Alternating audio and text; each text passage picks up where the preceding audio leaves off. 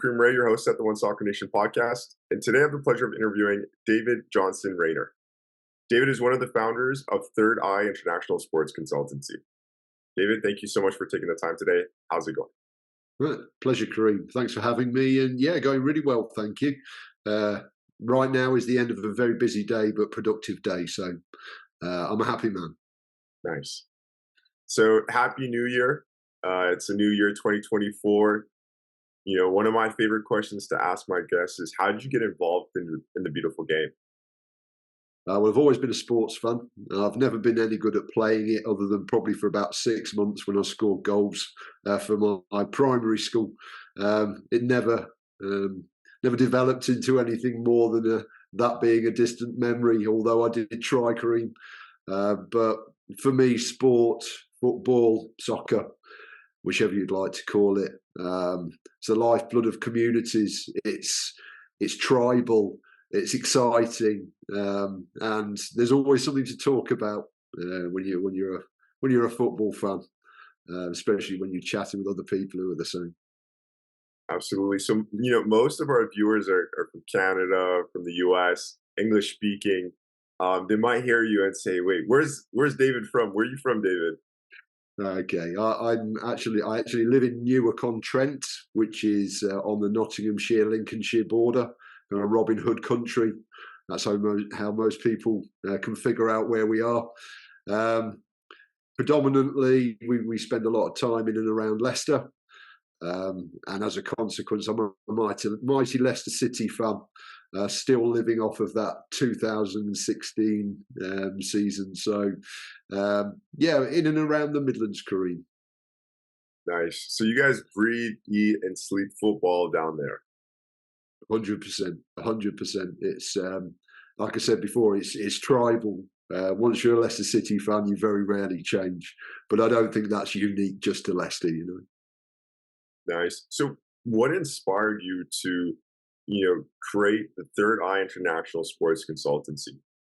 Okay, so 2018, my halo had slipped, and I'd recognised that it needed to be straightened and polished. So I was fortunate enough to have had a very successful sales career. So I decided to start my own business and go for a kind of a social enterprise, a not-for-profit business model.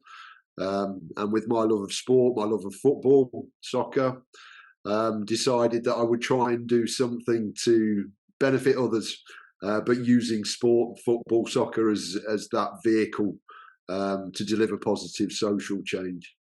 Now, KOI Sports, KOI actually stands for knowledge over ignorance, rather than KOI as in koi carp. But during lockdown, we became an international business because everybody went online, like we're talking now. Lockdown's over, thankfully, and we pray we never go back to those times. However, if I'm looking for silver linings, Kareem, from lockdown, it is the fact that we were able to increase our network internationally, but also invest our profits into grassroots sport, not just football, but grassroots sport in 24 different sporting disciplines in 8 countries across 3 continents. And out of that was born, post-lockdown, the ThirdEYE International Sports Consultancy. Amazing. So, during in a crazy time like COVID, you guys expanded to internationally because of the internet, like how we're on a Zoom call right now. Would you say that was a positive change? 100%. When I look back to the business plan that we put together back in 2018, we didn't even look to touch any international work probably until year 5. But of course, we were in year 2, year 3 when lockdown hit. And so, if you're looking for positives out of what was a terrible time for a lot of people, for us at KOI Sports and now the ThirdEYE International Sports Consultancy, it's been an amazing journey, and I'm so looking forward to continuing doing what we're doing post-lockdown and making a difference. Amazing. So could you just paint a picture for our viewers in regards to what the business looked like within the first 2 years before COVID hit, and then that transition of transferring over to online and being international and just sharing a bit more about what that looks like on a day to day and what that did for the business? Yeah, of course. So when we set up, what we looked to do was to utilise sport to reduce the risk of reoffending by looking at taking a variety of different sports into prisons, trying to convert unhealthy pastimes to healthy pastimes, so that when young people transitioned through the gates, as they call it, out of prison back into society, we could then support them with a number of different partners into using sport as a diversionary tactic. That was one and probably the main thing that we looked to do when we first started. When lockdown hit, we had to very quickly change what we were doing because, well, for obvious reasons, we couldn't go anywhere, we couldn't do anything on foot. So during lockdown, we switched what we were doing from trying to reduce the risk of reoffending to working into the community, trying to reduce the risk of first-time crime. So during lockdown, there wasn't a lot of anything going on. So what we looked to do really was to try and make good out of a bad situation, as well as achieving our social aims and objectives. And the model that we chose was to go to businesses, ask them to join KOI Sports as a member, pay us a membership fee.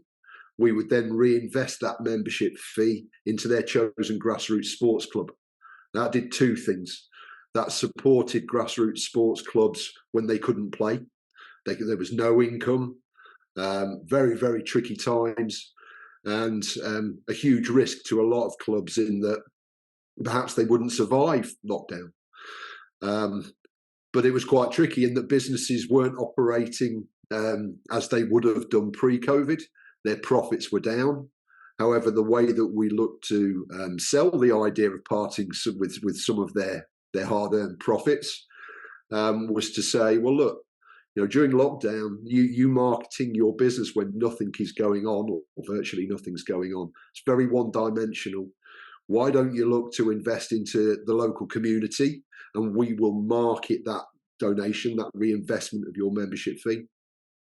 And that adds value to your business as far as your marketplace is concerned, because they see even during tough times when you're not earning the profits or not earning as much profit, you're still reinvesting money back into local communities.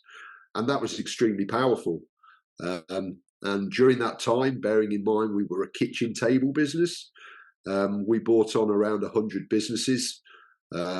To date, we've invested over about £50,000 into the grassroots sports sector, and that really is down to the way that sport is held dear to a lot of people. Whether you're in business, whether you're Joe Public, it doesn't matter. Sport is such a motivational and emotional vehicle, and getting businesses to part with profits to take care of the grassroots sports sector, the heartbeat of local communities. It was a pleasure to see it happen. And I can't thank those businesses that believed in what we were doing enough. And those grassroots sports clubs that we supported, I think I can speak for them in saying exactly the same. It was a great exercise, a great initiative that we're extremely proud of. But now post that, ThirdEYE, that's all about looking at two specific social issues. One of those is the protecting the good mental health of professional sports people through offering them the opportunity to share their lived experience of succeeding within the world of sport with the sports sector. That could be grassroots, semi-professional, professional clubs, organisations, charities, all in and around the world of sport, to help them sustain and grow, to help them enhance their offer to whoever they're looking to satisfy is a bit of a strange word, but whether that's fans because you're a professional outfit or whether that's the local community because you're not, being able to utilise that lived experience has a lot of value. Um, that can be used by our consultants in times of inactivity, injury, for example, or when players are between clubs, coaches are between clubs, or it might be that um, the sports people that we're working with, our consultants, are looking at retirement. When you look at putting professional people in the same virtual room as another sports club who's buying that lived experience, you're creating a new network for them as well, which could potentially lead to more opportunities should they have to finish playing and performing within the sports sector. That's one side of what we do. The other side really is social mobility, which is providing opportunities for young people to improve their lives, create opportunities for themselves within sport, whether that be going on a professional pathway to elite sport, or whether that just be playing sport for the fun of it. If we can enrich the grassroots sports sector with knowledge, reinvestment of financial reinvestment, then what we're doing in effect is providing opportunities that look after local communities, as well as what we're doing regards mental health in the professional sports sector. That's amazing, David. I'm always inspired by people that do great work, that want to help out the community. And that was such a creative way in such a stressful time that you guys created an opportunity for business to continue to market in a what would be appropriate word to say, in a profitable way, or in a, what word would you say there? In a way that Yeah, market, but also facilitate those dollars in a way that will help them as well. yeah, absolutely. Giving back, however you give back from a business's perspective, is good for business. It's good for business. Uh, um, there are many different reasons behind that, and I won't go into them.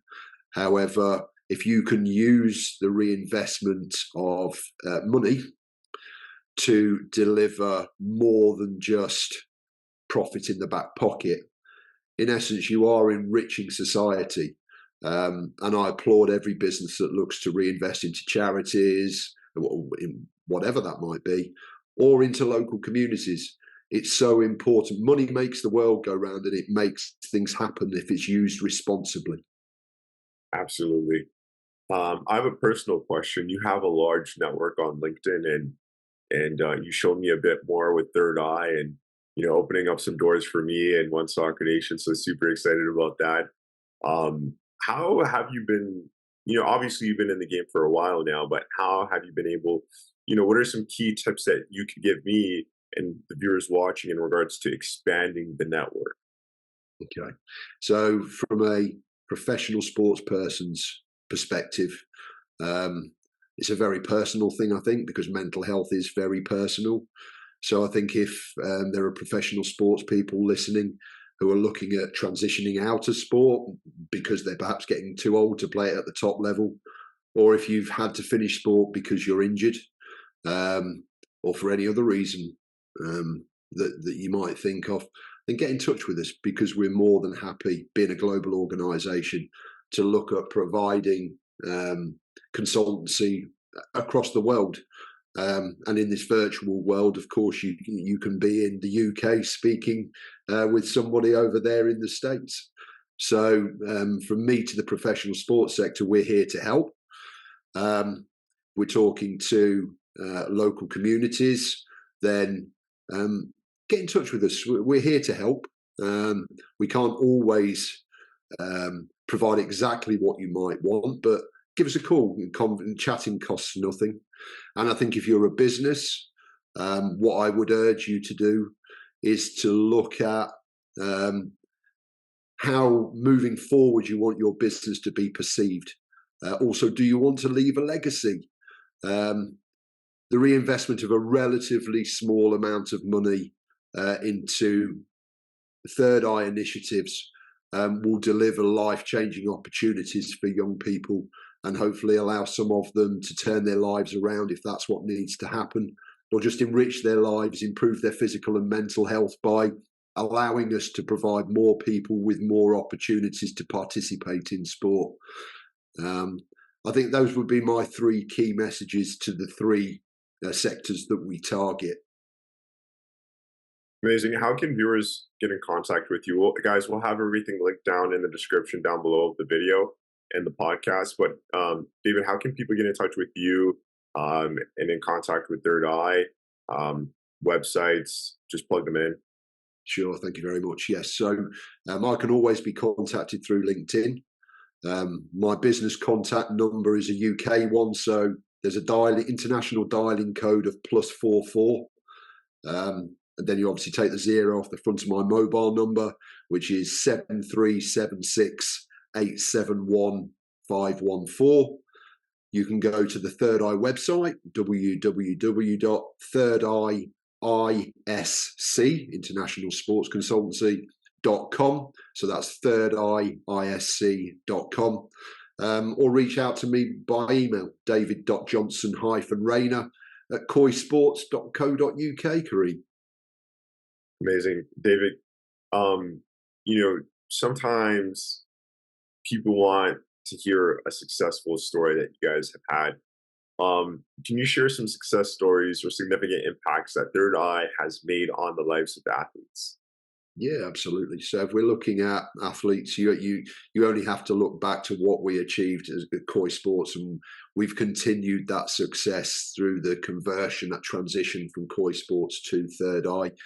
Examples might be that we've put English and Premier League scouts, talent ID people in touch with young adults from the US. So if you look at that in a way of creating new contacts and giving those individuals a reason to smile, a reason to sleep well at night, those individuals have made such a difference to a young lady over in the States most recently. That's our most recent success. And again, putting a professional footballer from the Women's Premier League over here in the UK in touch with that same young person to coach and mentor. Combine that with the analysis of her performance that was given by one of our consultants. It's hugely powerful for that young life, for that young person, as they look to progress and do the right things on their journey to hopefully becoming an elite sports person. Right down to one of our Premier League winning consultants who spent time chatting with special education needs and disability students, huge fans of the club. And when you look at that happening, that is making a huge difference to an underserved community. But it's through sport that that happens. And so from that professional sportsman's perspective, again, you know, he's making a difference through what he actually achieved and answering the stupidest of questions. Speaking to the gentleman afterwards, it just made his day. And when you're looking at protecting the good mental health of people, if they still feel of worth, if something that they do makes them smile, then you part way to being able to create positive well-being within those that we all look up to in the world of sport. You know, they're humans too. And those two examples, I think, and I think these individuals would back me up, would say that it made a huge difference to them at that particular time, in that particular moment. And hopefully, if these people go on to succeed, those professional sports people will be remembered for what they did and the part they played in the social mobility of those two examples that I've given. Absolutely amazing. To sit there and watch it happen, Kareem, is immense, especially if you've instigated it. So my work isn't work. My work is fun. My work is worthwhile. My work is satisfying, and I always sleep well at night, Kareem. Always. 100%. Me too. I was just sleeping like a baby a few hours ago. Um, you know, in regards to consulting, I've never done consulting, or actually, I have a little bit per se in soccer space. but I've spoke to other key individuals in our space, and even though they're not consultants, they do provide that advisory or advice, and different people that I've come across that have really helped shift my mindset or influence me in certain ways. And consulting is very important because there may be some piece of information or experience that you're missing, and if you could have an opportunity to speak to someone like yourself or someone from your team, and provide that support, information, knowledge, experience can help you improve your life and change it. So that's what I really want to share with our viewers is that, um, you know, especially if you're young, there's so much to learn. And connecting with David, connecting with this platform is something that you want to do to improve your life. Um, with saying that, I'll ask this last question. How do you see the role of sports consultancy evolving, especially in terms of supporting athletes' mental health and career transitions? I think the way that I see it is that it is a way of making new connections. It is a way of making a difference. It is a way of utilizing those many hours of practice that in a relatively short career um, has taken an individual to hell and back sometimes, because I think we all forget that professional sports people have to, in most cases, be as fit as they possibly can physically and mentally, and that in itself is tiring.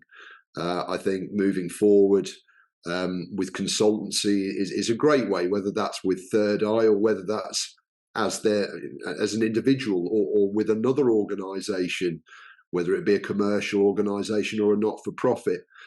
I think the power to be able to share your lived experience, your journey, allows that experience and journey to live on in others. I know that sounds quite poetic, but I do believe that. And no matter how you're feeling about yourself, if you've been on a professional pathway, you have so much to share, and if you can share that experience and you can, in doing so, make a difference to others, brilliant. I think you should go right ahead and do it. And Kareem, I know you're doing some great stuff. I know you are, and I salute you. And I'm proud to be sat here speaking to you. So I think you know as well as I do that there's a lot of satisfaction in doing the right thing, and you could make such a difference to others. Thank you so much, David. It's an honor to be here with you too, and to hear those things. I really appreciate it, and it motivates me even more to do even more great. With saying that, uh, we're going to wrap up here. Is there anything I missed or that you wanted to add in, David? Not really, no, no. I just urge people to reach out to us either by just viewing the website, connecting with me on LinkedIn, giving me a call. It costs nothing to chat, and we're not just here to provide consultancy. You know, I have, as you can see, a relatively big pair of ears that are more than willing to listen and not talk. And if that helps, if somebody out there just wants to have somebody to talk to, and that happens to be me, I'm more than happy to have that conversation. Never suffer in silence, folks. Don't ever do that. Crazy. Talk to someone. Absolutely. Well, David, thank you so much for taking the time for joining us on the One Stock Nation podcast. Thank you, Kareem. I really appreciate it, my friend.